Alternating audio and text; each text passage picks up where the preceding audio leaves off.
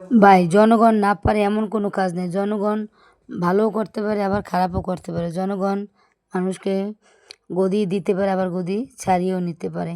এইজন্য আসলে কখনোই জনগণের চেতানো উচিত না।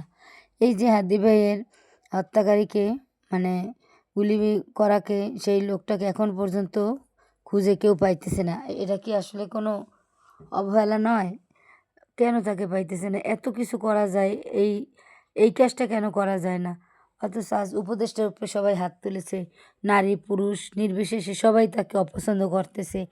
এখন আস্তে, আস্তে, আস্তে, আস্তে একটা সময় তাকেও অসম্মানের দোরগোড়ায় দাঁড় করাবে বিগত আমাদের নেত্রীর মতো।